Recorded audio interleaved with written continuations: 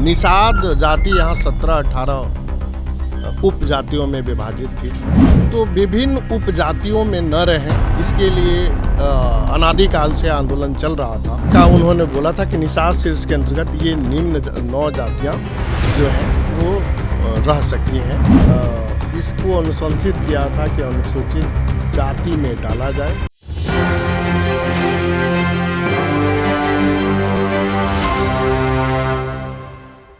नमस्कार और आप देख रहे हैं एक न्यूज़ 24। मैं हूं आपके साथ रिया सुमनाती। पिछड़ा वर्ग आयोग में हम मौजूद हैं।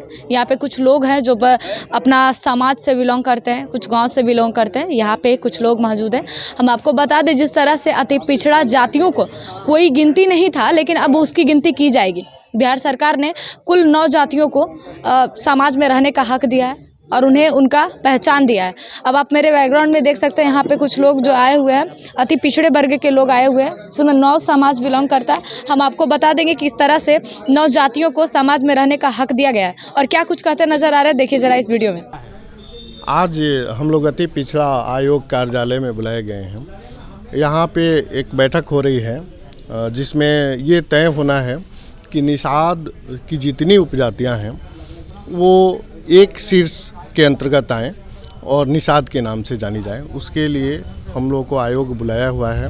विभिन्न जाति और समूह और उसके नेतृत्वकर्ता लोग हैं। जो उपजातियां हैं निषाद की, गोढ़ी, मोरियारी, केवट, बिंद, ये सब लोग आए हुए हैं और टोटल 9 उपजाति के लोग हैं जो एक हेड के अंतर्गत आना चाहते हैं और इसके लिए पूर्व में आवेदन दिया गया था आयोग को, और आयोग व्यक्तिगत रूप से उनका साक्षात्कार करके ये जानना चाह रहा है कि क्या ये लोग आपस में मिलना चाह रहे हैं और उनका व्यक्तिगत व्यू ले रहा।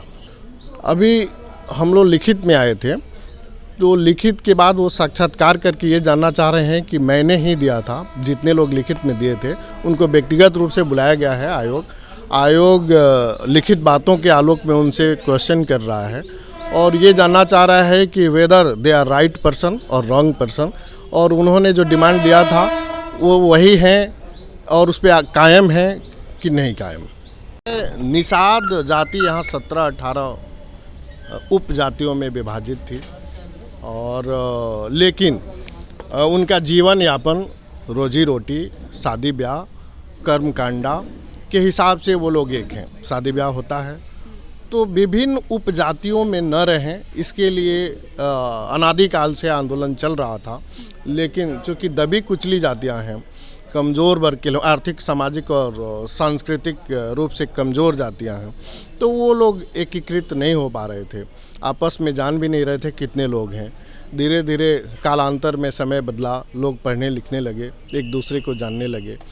शादी ब्याह तो हो रहा था लेकिन क्षेत्रवाद प्रभावी था। एक क्षेत्र के लोग उधर ही शादी कर रहे, लेकिन पूरे बिहार प्रदेश के अंतर्गत और पूरे हिंदुस्तान के अंतर्गत एक जाति के लोग हैं और एक शीर्ष के अंतर्गत आना चाहते हैं। इस तरह का आंदोलन चल रहा था जिसको अब मूर्त रूप दिया जा रहा है। जाति जनगणना में भी हम लोग को इस बात का दिया गया था कि जितने लोग सहमत हैं, या एन सिन्हा रिपोर्ट आई थी इसी विषय वस्तु पे, सरकार ने एन सिन्हा इंस्टीट्यूट को दिया था कि निषाद उपजाति का खोज करे और अन्वेषण करे कि कितने लोग निषाद शीर्ष के अंतर्गत आ सकते हैं, कितनी उपजातियां जो हैं वो निषाद के अंतर्गत आ सकती हैं। तो एन सिन्हा इंस्टीट्यूट का रिपोर्ट 2014 में आया था, जिसमें उन्होंने बताया कि 9 जाति का जिक्र उन्होंने किया है। 9 जाति मैं बता देना चाहता हूँ 9 जाति में कौन कौन लोग हैं, जिसको एन सिन्हा इंस्टीट्यूट के द्वारा ये किया गया था, अनुशंसित किया गया था। उसमें मोरियारी, चाय, बनपर, गोढ़ी, मछुआ, तीयर, सुरैया, खुलवट और केवट, ये 9 जाति है जो एन सिन्हा इंस्टीट्यूट अपने इथनोग्राफिकल रिपोर्ट के अंतर्गत बिहार सरकार को प्रतिवेदित किया। अति पिछड़ा में निषाद शीर्ष, अति पिछड़ा में बहुत जाति हैं, उसमें निषाद शीर्ष का उन्होंने बोला था कि निषाद शीर्ष के अंतर्गत ये निम्न 9 जातियां जो हैं वो रह सकती हैं। और उन्होंने अपना रिपोर्ट, नहीं चयन नहीं किया गया, शोध के द्वारा पता किया गया कि ये निषाद जातियाँ एक हैं और इनको एक किया जा सकता है, एकीकृत किया जा सकता है।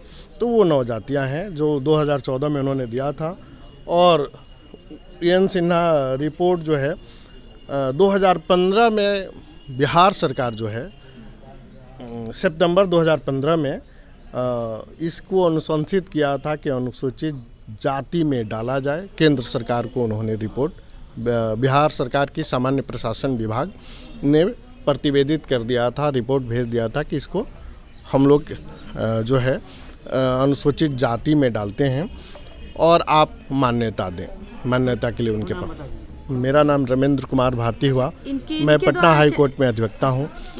तो आपने देखा किस तरह से अति पिछड़ा जातियों को अब रहने का हक समाज में दिया जा रहा है। जिस तरह से बिहार सरकार इस पे पहले जिस तरह से काम नहीं करती थी, लेकिन अब जातियों को लेकर ज़्यादा ध्यान देती हैं। क्योंकि हम बता दें कि जिस तरह से शादी ब्याह भी होता है तो लोग अपने कास्ट के लोग में करते हैं, और कास्ट को लेकर ज़्यादातर लड़ाई झगड़ा जात विवाद जातियों को लेकर हमेशा विवाद छिड़ी रहती है। इसको लेकर हमेशा नरेंद्र मोदी ने सभी जातियों को अलग अलग समीक्षा में रहने का हक दिया है, और जो भी जाति हैं उनको अब गिनती किया जाएगा। बिहार सरकार ने इसकी सारी घोषणा कर दिया है, और अब देखिए जिस तरह से सरकार काम कर रही है उसका क्या कुछ निकलेगा। अगर आपको हमारी वीडियो अच्छी लगे तो फेसबुक पेज को लाइक कीजिए, यूट्यूब को सब्सक्राइब कीजिए। कैमरा पर्सन मदन के साथ रिया की रिपोर्ट, पटना। नमस्कार।